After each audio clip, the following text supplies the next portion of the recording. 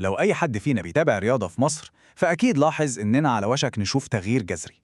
قانون الرياضة الجديد لسنة 2025 ده مش مجرد تعديل، لأ، دي تعتبر ثورة في طريقة إدارة الأندية، تمويلها، وحتى طريقة حل الخلافات. في الشرح ده هنفكك مع بعض القانون ده ونشوف إزاي هيغير شكل الرياضة اللي كلنا نعرفها. طيب، عشان نفهم القصة كاملة دي المحطات اللي هنقف عندها. هنبدأ الأول بإعادة تنظيم الهيئات الرياضية، وبعدين ندخل على الضوابط المالية والإدارية الجديدة. هنشوف كمان طريقة فض المنازعات اتغيرت إزاي، والأهم من كل ده إزاي الباب اتفتح للاستثمار الرياضي. وفي الآخر هنلم كل ده عشان نعرف كل ده معناه إيه بالظبط. يلا بينا نبدأ بأول نقطة: إعادة تنظيم الهيئات الرياضية. شوفوا، أي تغيير كبير لازم يبدأ من الأساس، والقانون ده عمل كده بالظبط. بدأ بإعادة تعريف مين هم اللعيبة الأساسيين في المنظومة الرياضية، وتحديد أدوارهم ومسؤولياتهم بكل وضوح. طيب، يعني إيه هيئة رياضية من وجهة نظر القانون؟ التعريف واضح وصريح جدا: أي مجموعة هدفها ممارسة النشاط الرياضي. بس الأهم بقى إن ما ينفعش تمارس أي نشاط سياسي أو ديني. القانون هنا حط خط فاصل واضح جدا: الهدف لازم يكون رياضي بحت، وده معناه إن أي قرار لازم يتاخد لمصلحة اللعبة نفسها، مش عشان أي أجندة تانية خالص. الفصل ده بين الرياضة والسياسة أو الدين هو فعلا حجر الزاوية اللي بيتبني عليه كل حاجة جاية في القانون. طيب، إيه هي المبادئ الجديدة للتنظيم ده؟ بصراحة القانون هنا عمل معادلة جديدة ومهمة قوي: استقلالية في الإدارة بس في نفس الوقت تحت عين الدولة. يعني الأندية هتدير شؤونها بنفسها، بس مش هتبقى سايبة كده بعيد عن الرقابة والإشراف. والنقطة الأهم إن المناصب الحساسة زي المدير التنفيذي والمدير المالي ما بقتش متاحة لأي حد، لا، بقى ليها شروط صارمة جدا: لازم يكون مصري، سمعته كويسة، وسنه تحت ال70. كل ده عشان نضمن إن اللي بيديروا هم فعلا الأكفأ والأصلح. ودلوقتي نيجي بقى للنقطة اللي بتهم ناس كتير جدا، وهي واحدة من أهم أجزاء التعديلات: الفلوس. الفلوس بتدار إزاي ومين بالظبط المسؤول عن إيه؟ هنا القانون بيركز على الشفافية والمساءلة بشكل كبير قوي عشان كل حاجة تبقى واضحة. وهنا بنشوف تغيير ممكن نقول عليه تاريخي في الإدارة الرياضية المصرية. زمان في قانون 2017 ما كانش في حد أقصى للدورات في مجلس الإدارة. تعديلات 2025 غيرت ده تماما. دلوقتي في حد أقصى 3 دورات متتالية بس في نفس المنصب. يعني إيه؟ يعني عصر البقاء الأبدي في مجالس الإدارات انتهى.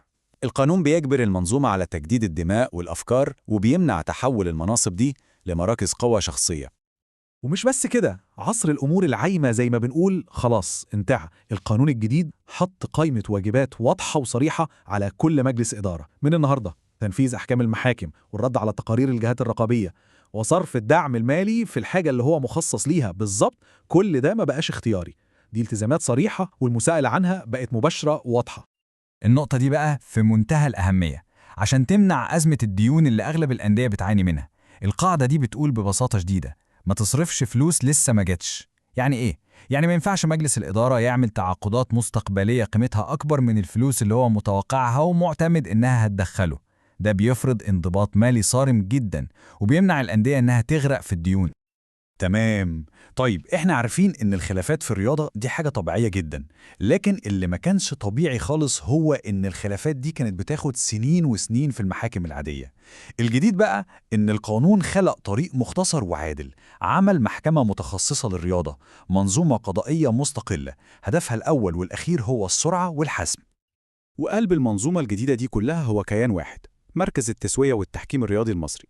ده مش مجرد لجنة، ده كيان مستقل له شخصية اعتبارية، ومهمته الأساسية هي إنه يحل أي نزاع له علاقة بالرياضة، بس بعيداً عن زحمة المحاكم العادية وبشكل أسرع بكتير. طيب، المركز ده بيعمل إيه بالظبط؟ باختصار شديد، أي نزاع رياضي في مصر بقى مكانه هو المركز ده. اختصاصاته بتشمل كل حاجة ممكن نتخيلها، من الخلافات الداخلية البسيطة في الأندية وصولا بقى للعقود الكبيرة زي عقود البث التلفزيوني والرعاية اللي بملايين، وحتى عقود اللاعبين والمدربين والوكلاء. يعني كأن المنظومة الرياضية كلها بقت تحت مظلة قضائية واحدة متخصصة. والعملية نفسها متصممة عشان تكون عكس المحاكم التقليدية تماماً، سريعة وبسيطة. الموضوع بيمشي إزاي؟ أول حاجة بتقدم طلب رسمي للمركز، بعدين بتتكون هيئة من المحكمين المتخصصين. الهيئة دي بتسمع كل الأطراف وتحاول توصل لتسوية. لو ما وصلوش بيصدر حكم نهائي ملزم. يعني مفيش بقى تأجيلات ومرافعات بتاخد سنين. الفكرة كلها هي الوصول لحل عادل في أسرع وقت، لأن بصراحة العدالة المتأخرة في عالم الرياضة السريع ده ملهاش أي قيمة. والنقطة دي بتوضح فلسفة المركز بشكل عبقري. شوفوا النص ده من القانون بيقول إيه: يكون التحكيم على درجة واحدة فقط، ولا تقبل الأحكام التي تصدرها هيئات التحكيم الطعن فيها بأي طريق من طرق الطعن. الجملة دي بتلخص كل حاجة: السرعة والحسم. الحكم اللي بيطلع من المركز نهائي وبات، مفيش استئناف ولا نقد. وده بيقضي تماما على مشكلة القضايا اللي كانت ممكن تقعد سنين في المحاكم. طيب، بعد ما ضمننا إدارة أفضل وقضاء أسرع، القانون بينقلنا للنقلة الأهم، وهي الفلوس. يمكن الجزء ده هو الجزء الأكثر ثورية في كل التعديلات. ليه؟ لأنه بيفتح الباب بشكل رسمي لتحويل الرياضة من مجرد نشاط إلى صناعة واستثمار حقيقي وكبير. إزاي ده هيحصل؟ القانون بيقدم لنا كيان قانوني جديد خالص اسمه شركة الخدمات الرياضية. دي الأداة اللي الأندية والهيئات الرياضية هتستخدمها عشان تدخل عالم البيزنس بجد. الشركة دي ممكن تدير فريق كورة، أو تسوق لحقوق الرعاية والدعاية، أو تعمل أي نشاط استثماري تاني يخطر على البال. بس هنا في نقطة توازن ذكية جدا في القانون. عشان نضمن إن هوية النادي وتاريخه ما يضيعوش وسط البيزنس والفلوس، القانون اشترط إن الهيئة الرياضية نفسها، يعني النادي، لازم يمتلك 51% على الأقل من الشركة دي في البداية. ده معناه إيه؟ معناه إن المستثمرين هيجيبوا الفلوس والخبرة الإدارية، لكن القرار الرياضي الأخير والمهم هيفضل في إيد النادي نفسه. وهنا بقى بتيجي النقلة الكبيرة بجد. القانون بيسمح إن شركات الخدمات الرياضية دي تطرف أسهمها للجمهور وتتقيد في البورصة المصرية. ده معناه إن أي حد فينا ممكن يستثمر في ناديه المفضل، والأندية نفسها ممكن تجمع تمويل ضخم جدا من خلال السوق. الموضوع ده ممكن يغير شكل تمويل الرياضة في مصر كلها تماما. وعشان تشجع المستثمرين، الدولة شالت واحدة من أكبر علامات الاستفهام اللي كانت ممكن تقلق أي حد: تكاليف الدخول كام؟ القانون حط سقف واضح لرسوم التراخيص، الحد الأقصى 10 مليون جنيه. كده المستثمر بقى يقدر يحسب تكاليفه الأولية بوضوح تام، وده بيخلي قرار الاستثمار أسهل وأكثر جاذبية بكتير. طيب، بعد ما شفنا كل التغييرات دي في الإدارة والفلوس والقضاء والاستثمار، السؤال المهم دلوقتي: ماذا يعني كل هذا؟ إيه هي الصورة الكبيرة لمستقبل الرياضة في مصر؟ لو حبينا نلخص الموضوع كله، هنلاقي إن التعديلات دي واقفة على 3 أعمدة أساسية. العمود الأول هو الحوكمة والإشراف الأكبر، يعني إدارة أفضل ومساءلة أكبر على كل الهيئات الرياضية.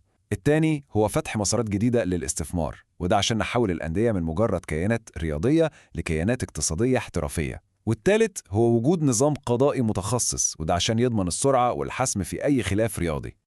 إذن مع القواعد الجديدة دي للمال والعدالة دي، هل الرياضة المصرية فعلاً على أعتاب عصرها الأكثر احترافية على الإطلاق؟ كل الأدوات أصبحت موجودة دلوقتي: قواعد مالية صارمة، قضاء سريع، وأبواب مفتوحة على مصراعيها للاستثمار. الكورة زي ما بيقولوا بقت في ملعب المنظومة الرياضية نفسها. هل هتقدر تستغل الفرصة التاريخية دي عشان تبدأ عصر جديد من الاحتراف الحقيقي؟ المستقبل لوحده هو اللي هيجاوب على السؤال ده.